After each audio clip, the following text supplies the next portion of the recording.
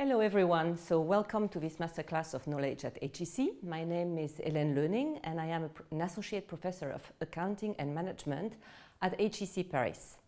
I started to be interested in the planet topics as soon as 2010, thanks to a PhD student of mine who was back then working on carbon accounting.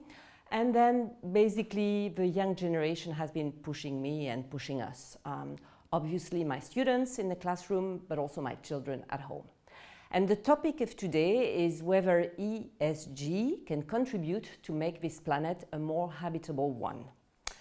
ESG stands for environmental, social, and governance. And as you may know, it is a tool used to quantify sustainability, a tool which is currently mostly used for investors, and a tool which is exposed to criticism and to some allegations of greenwashing. In this masterclass, I would like to argue that despite its struggles, despite its flaws, ESG can overcome the criticism and help make companies more accountable towards all stakeholders and towards society, not just towards investors. So, currently, ESG is mostly a reporting tool for sustainability performance, for extra financial performance. However, I do believe that it could also be a very effective accountability framework inside the companies. There are many allegations of greenwashing against ESG, and I do believe that these are largely due to a big bazaar of measurement, what I would call a big bazaar of measurement, with lots of difficulties in quantifying. It's difficult to the quantification of the environment, the social, the governance, which kind of metrics we should take and how we should measure them. And there is also a lack of convergence of the calculative and normative frameworks. I will also emphasize that ESG measurement is socially constructed, and this social construction takes time. Yet, I do believe that these flaws, these difficulties, these challenges should not ruin the efforts to quantify, the efforts to make the business more accountable, and I do believe that ESG metrics can be a very powerful driver of change. There is somewhere a paradox, being, a professor at a business school. We have these business students who basically think that everything coming from the corporate world is basically greenwashing. Okay? We've included a little bit of radicality sometimes involved from some of them, very much this Thunberg generation. And we end up with this paradox that a significant proportion of business students thinking that business is evil. And ESG, which is a finance view on sustainability, does not escape this criticism and is exposed to these allegations of greenwashing too. However, business and ESG must also be part of the solution. They are part of the problem, but they also must be part of the solution. It certainly takes some regulation, some public policies to improve the situation. It also takes individual commitment, individual behavior change, the way we consume, the way we travel, the way we eat. But it will also take a major business transition and ESG accountability framework to measure and monitor the transition is also very important. So in this masterclass, I would like to share more specific insights about ESG metrics. What is ESG? Why companies develop these metrics? Why it is difficult, why there are some largely legitimate allegations of greenwashing, and why still ESG metrics are very important despite the difficulties. So let's start with what is ESG. ESG is the translation of sustainability, the translation of CSR, corporate social responsibility, for finance people.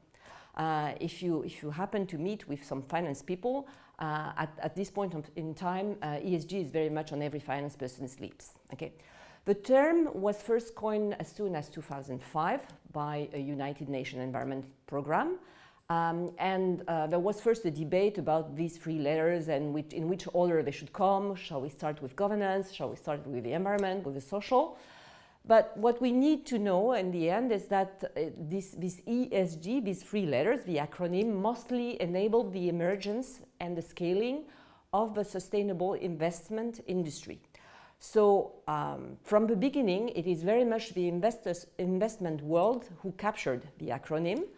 And in the companies, in the non-financial companies, it has been a much slower emerging process.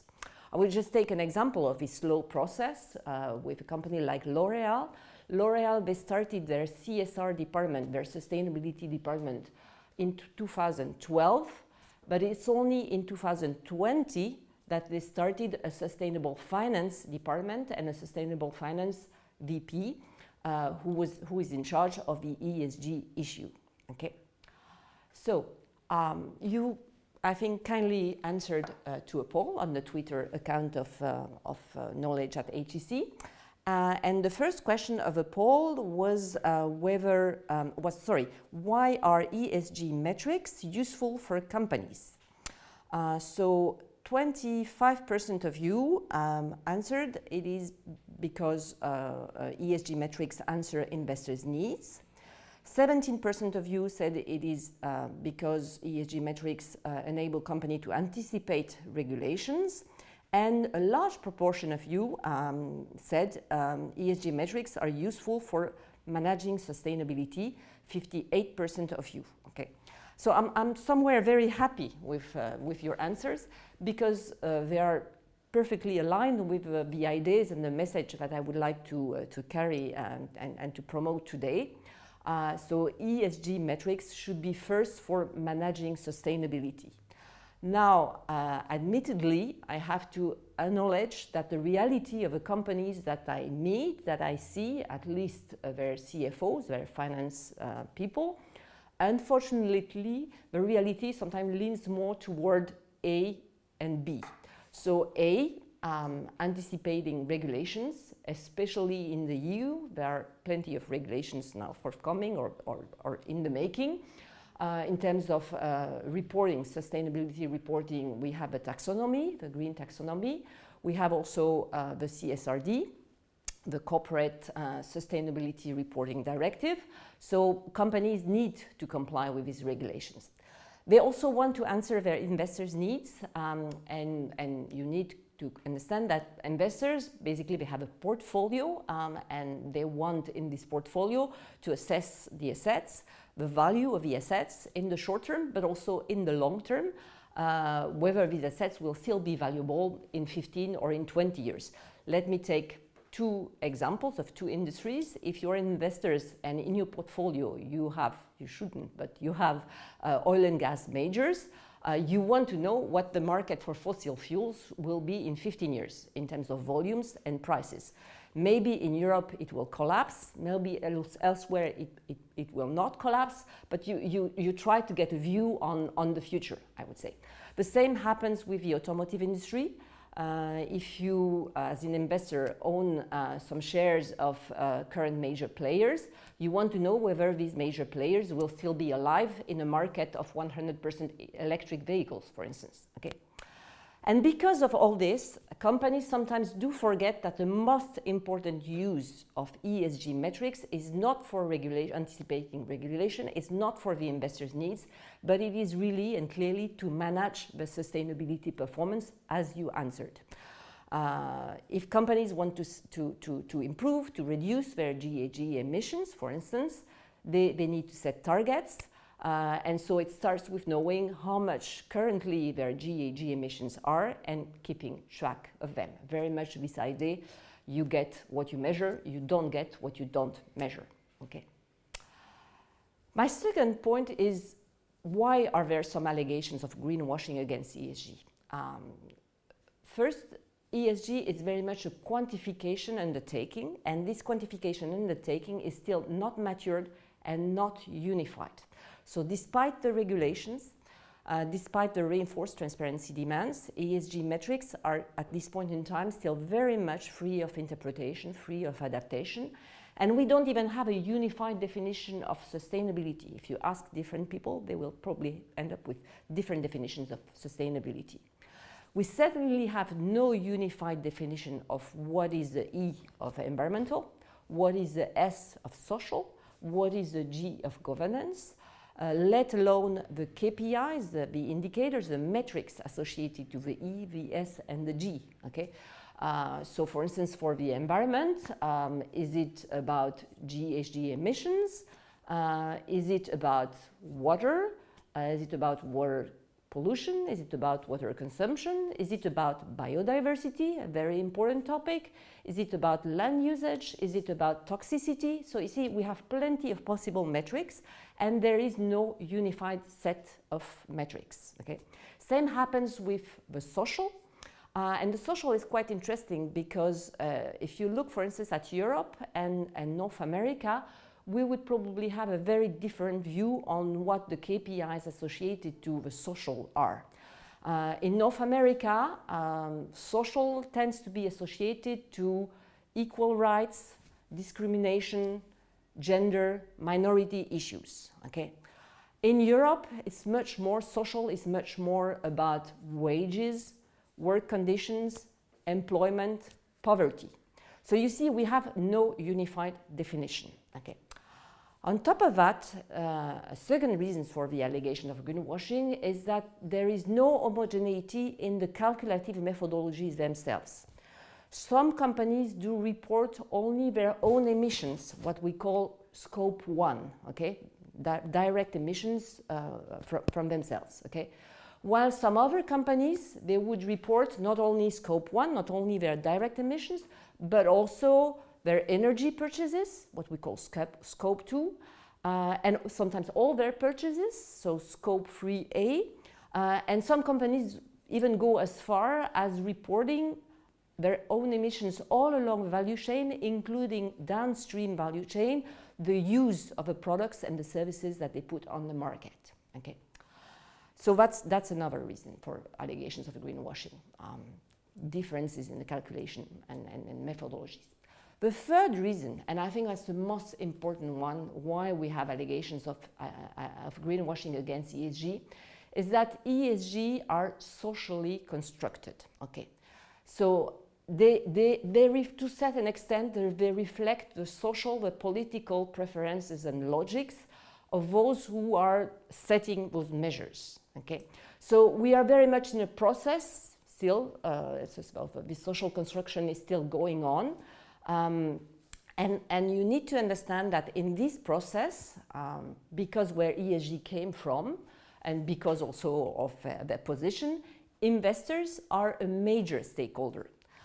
The problem is that with investors, the problem is that they tend to see ESG performance as a way to generate long-term financial performance. They don't see ESG performance as a goal in itself. Their goal is not to make this planet a more habitable one, but their goal is really to make sure that in the long term, the financial performance will still be there. Okay. So this triggers, for instance, the ongoing debate about double materiality. Maybe you have heard about double materiality. Double materiality, it's financial materiality and impact materiality. So financial materiality is about how the environment, for instance, is going to affect the financial performance of the company. This is financial materiality. While the impact materiality, the other way around, is how the company will affect the planet and the people, okay? Will impact the planet and the people.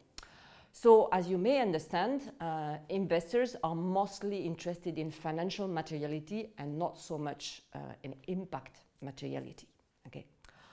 Another example also with investors, if you look at their voting recommendations before the general assemblies of the companies, they issue some voting recommendations, the investors. And if you look at these voting recommendations, investors are mostly interested in the G of governance. Well, you would expect that. I mean, they are owners of a firm, so they're really interested in the governance of a firm. They are increasingly interested also in the financial risks related or associated to the environment, but they are still very minimally interested into the S, into the social. By the way, Knowledge at HEC has published just a few weeks ago addressing the S demands of ESG. So I think this is really an important matter also to take into account. But when you look at investors, really they are a major stakeholder in the process, but they are not so fond of the S, I would say. So also on the global chessboard, I was mentioning Europe versus North America. I mean, this social construction sees major differences across regions, and to some extent, these differences reflect the voice given to the investors in the region. Okay. So in sum, why are there some allegations of greenwashing against ESG? Well, there is a high risk that ESG as understood by investors, ESG as understood by companies in their investors' relations will not save the planet. And this explains the allegations against ESG as a greenwashing tool. So I do strongly believe that there is a need to build a larger compromise on ESG metrics with all stakeholders, okay? So customers, consumers, employees, citizens, society at large, okay? But building this larger compromise is a process that takes time and sometimes some power struggle. I do agree that time is an issue, the pace of the change is an issue, but still, I mean, if we want to build this compromise, there is some negotiating at stake. Another question of the poll now, so shall we get rid of ESG metrics because of greenwashing allegations? Okay. And 13% of you said that yes, we should get rid of ESG metrics because ESG is imperfect, somewhere there is no way to make the ESG metrics right.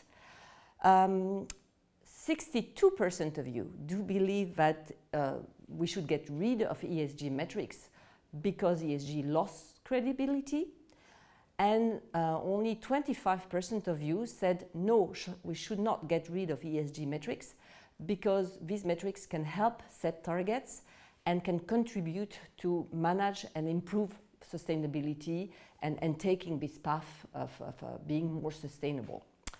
So here I have to admit that I'm going to differ a little bit from you, and I will hopefully convince you with this masterclass that despite all the challenges, you're right, ESG is imperfect. You're right, ESG has lost a little bit of credibility. There is a current lack of convergence. But despite all these challenges, this is not a reason for throwing the baby with the bathwater. This is not a reason for throwing ESG with the bathwater. Okay? Measuring is very important. ESG metrics are helping the companies who want to do better, and accounting for sustainability has huge virtues. So these metrics, they are important, as I've just said, for setting targets. They are important for taking a path, and it's very much about taking a path. These metrics are important for managing the sustainability performance. And it's quite interesting because sometimes the same companies, the same large companies who are window dressing and dancing ESG in front of their investors, they are also trying to do good. Okay, so we should encourage them doing good and taking this path. Some companies have engaged into decarbonization strategies. They have also improved their accounting methodologies, their data collection. They are involving their finance people, their CFOs. So environmental performance, for instance, is invited to business reviews, to business meetings. And in the end, environmental performance, for instance, carbon emission can be managed by line managers. These carbon emissions, they can be budgeted, they can be monitored, just like we currently do with cost and euros. Okay? So, just because I was talking of a path, and that will be my final idea, I think that doing good for the planet will involve a change in business models. Okay, so this is really a path that needs to be taken. We want to encourage and drive action. Sometimes it's good to denounce, okay, but I think it's even better to act, to start on this path. Okay, and decarbonization strategies are very much a first step for the companies who are trying to do good. A second step will be to shift the business model. In many industries, shifting the business model will mean moving towards, for instance, circular business model, circular economy. And we even have a few companies who are at the first step, they are the most advanced one, what we call the regenerative companies. They have pledged to generate positive externalities, no negative externalities anymore. And they have really developed detailed roadmaps, detailed KPIs, detailed metrics to do so. Admittedly, usually these companies are big corp companies, or at least companies that are a little bit protected from the disciplines, if I may say so, of the financial markets. But this is the path that should be taken: decarbonization, shifting the business model, moving towards regeneration. And I do believe that ESG metrics are key in taking this path, but I guess you have understood me, not just the investor-dominated approach of ESG. Okay. So in sum, ESG is challenging, I agree with you. It is not flawless. Like any accounting device, it is a social construction, which is still currently at work. But still, we absolutely need these metrics for setting targets, for improving things. And doing good in terms of ESG will require much more than window dressing. It will require major shifts in the business models of many industries. So really, I think action is required, and ESG metrics can help measuring action.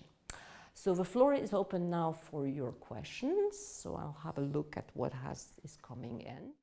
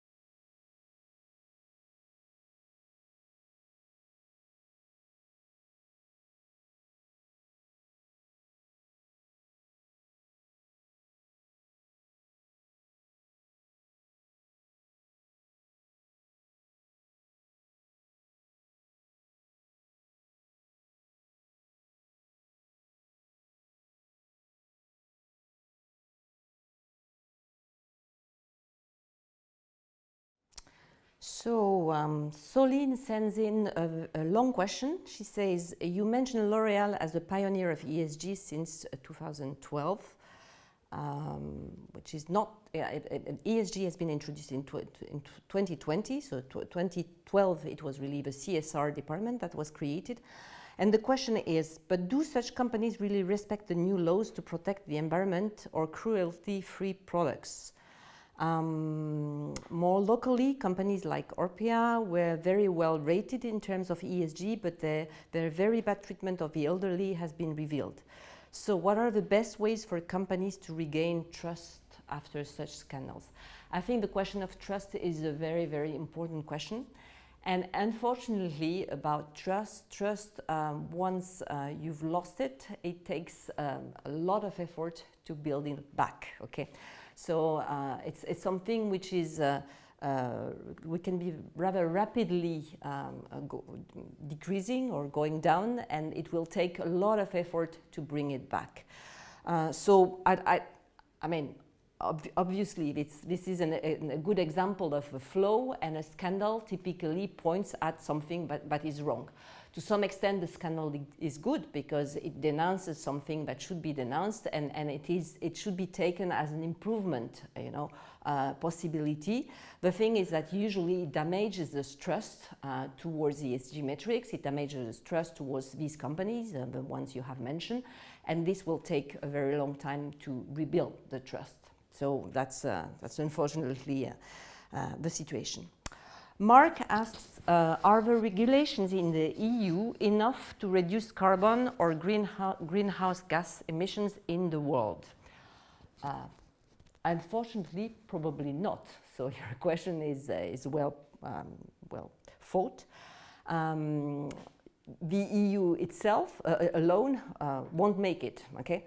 So we need a more global movement. Now, I think that if Europe takes the lead, if the EU takes the lead, shows the path, well, then it's even better. But again, it's about building a compromise, and sometimes it's a very difficult thing to hear for countries who are less responsible somewhere of what is going on, because their emissions are lower, and they are not the one mostly responsible for the current situation, but they will also be the ones suffering the most from the current situation. So I think they also need to understand that.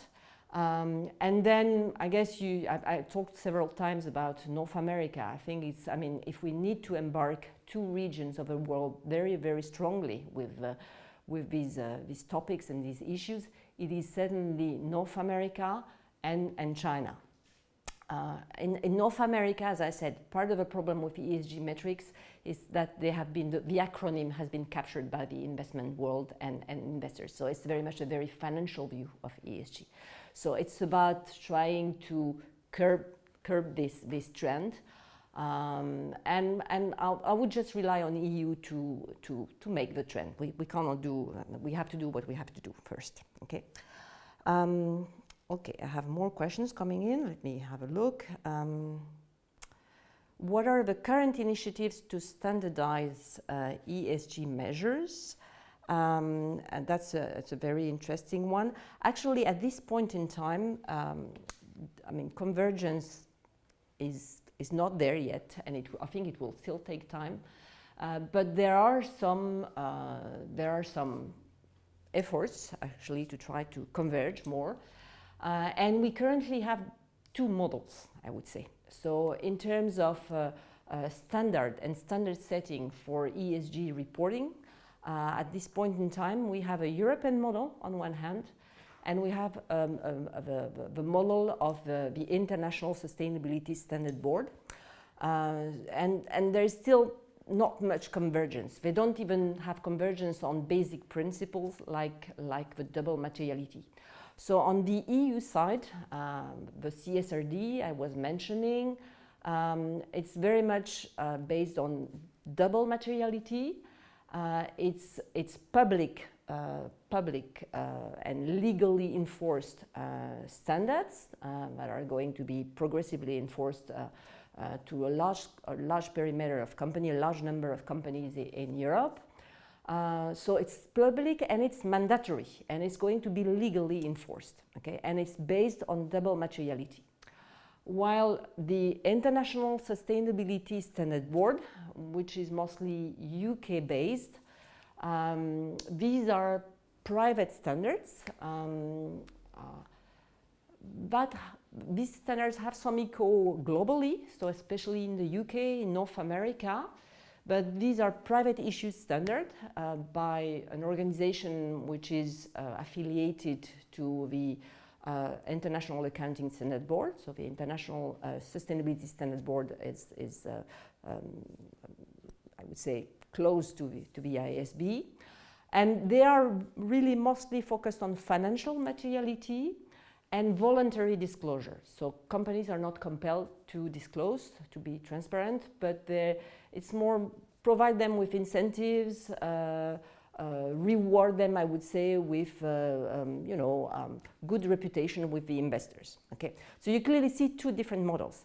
The models differ also in terms of how demanding they are. The EU model is much more demanding. As I said, large number of companies are concerned in terms of depth, detail of what is required, and also it should be verified and audited. Okay, so you clearly see two models here. Which model will prevail? I cannot tell you at this point. This battle of norms is still very much going on. I hope it will be to some extent the European model, for sure. Now, we have to be very careful also because I think Europe has a strong tendency to regulate a lot. And this at some point can become counterproductive in terms of it can freeze the action of the companies. So it could really be a problem for the competitiveness of European companies.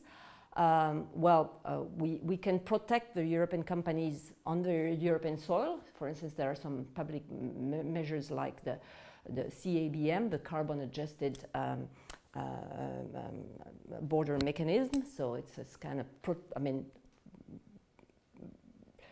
since the European companies have to more strict, more stringent regulations, we try to make these regulations also for the companies who want to import to Europe. Now, outside Europe, it's very much out of the control of public policymakers in Europe. So that's where we are. So we have to be a little bit careful also not to freeze action. That's my point. So over-regulation sometimes tends to be also an issue. But for sure, it takes some regulation and some demands. More questions?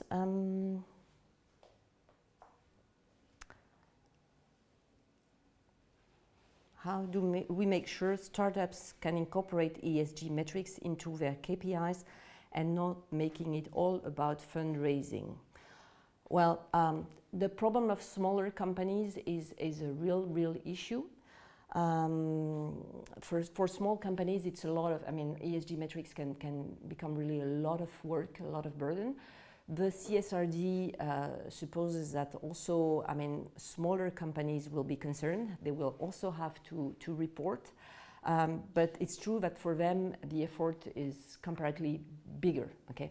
And for startups, as you mentioned, it's a lot about also fundraising and getting the funds that they want to have. So it's a lot about this investor thing that I was mentioning.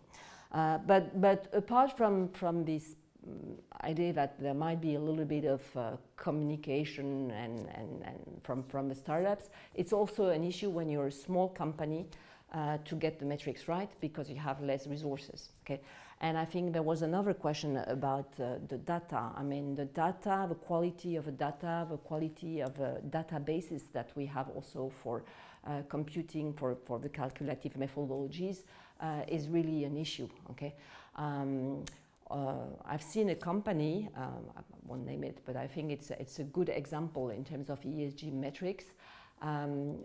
It's in an industry which is not a very good industry actually for the planet. They are constructing roads, but we still need roads. Thing is, the way we construct roads at this point in time is not very good for the planet, not for the biodiversity, not for the GHG emission.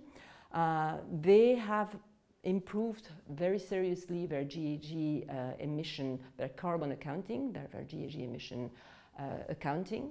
And they have done so by decorrelating actually the calculation from the revenues. So they used to have a traditional method where they would multiply the revenues associated to an activity by an emission factor. And instead of that, right now, they have improved their methodology, and along the value chain, they look at the consumption of different materials, raw materials. And this helps them a lot because now they have action levers, okay? So it's not all about degrowth, because a company is not, unfortunately, set up for degrowth. It's much more about trying to identify among your purchases which one are going to be better, emitting less in terms of carbon, in terms of GHG emissions. So for instance, you can use recycled steel, you can use low carbon concrete, you can use low temperature asphalt instead of high temperature asphalt, and they have only been able to see that, to visualize that, because now their calculation method is not based just on revenue, but it's based really on the flows, the physical flows of purchases that they have.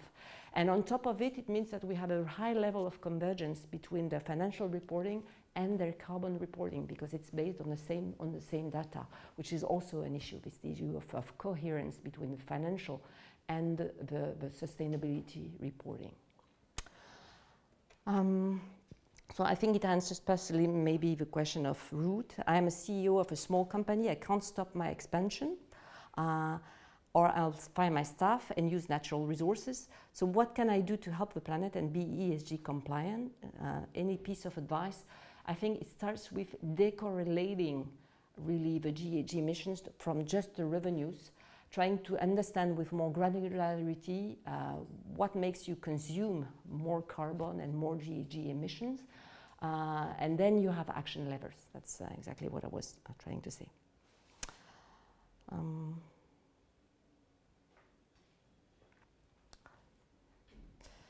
You mentioned time is a constraint. What other alternatives do you see? That's a question by Julia from the Netherlands. Could we have like the science-based target initiatives being extended to this problem? I think the science-based target initiatives are very much related to decarbonation strategies. Hopefully in the nearest future, we'll also have science-based targets initiatives for nature, not just for carbon, but also for biodiversity. Time is a constraint. And on the other hand, we cannot rush too much this process, because I think if we rush too much the process is going to be at the advantage of the investors as a main stakeholder right now, okay? And this is not what we want. So we want to make sure that there will be compromise building and that all the stakeholders will be taken into account. And this, unfortunately, takes time. Now, I am aware that the pace of action is an issue. In terms of metrics themselves, I know that there is a lot of work currently going on about biodiversity, and I think that's the next very important topic. Actually, in terms of planetary boundaries, the boundaries for nature, the boundaries for biodiversity are already exceeded, which is not yet the case for GHG emissions. However, the difference is that, and that's a good news actually. For nature, we can reverse things, okay? So we can act and get some nature back, I would say. For carbon and for GHG emission, we will also be able to do that, but it will be much longer term. So actually, when the GHG emissions are going over the limit, I would say, before we can really go back, it will take decades of potentially very difficult decades in terms of climate. So that's another point. Let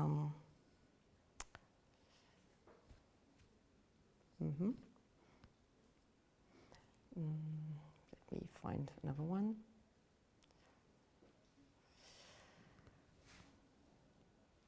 Okay, I like this one from Johnny from England. You seem to stigmatize or to oppose the Greta Thunberg generation.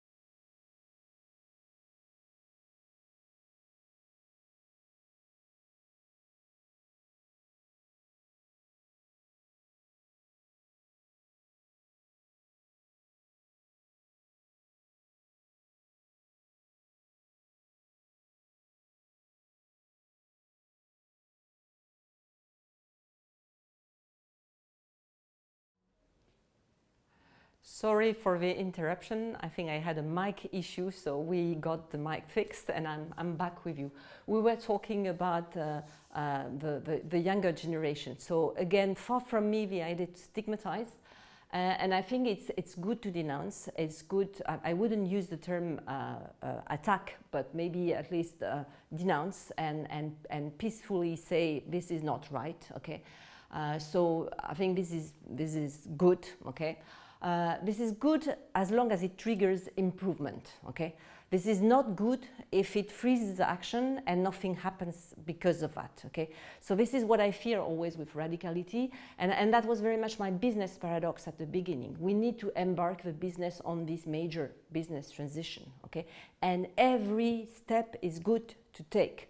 Now, we also need to push sometimes a little bit action forward, and we need to push the companies to go a little bit faster and to move faster, that for sure. And this young generation is also, doing that by their actions, so that's good. But we also need to help them finding the action levers, making progress with metrics. We need to get to understand where they come from in order to help them move into this direction and take this path, and otherwise it won't work.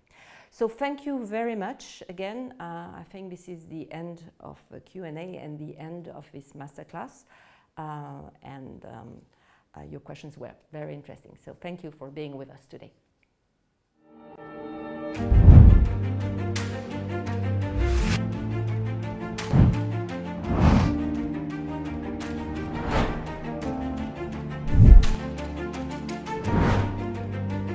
Hi.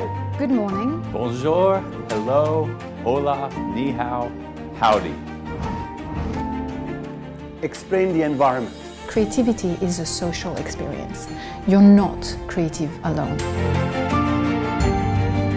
Today we're going to talk about things like trust and teams, and this is something that I've been studying for the past 15 years of my life.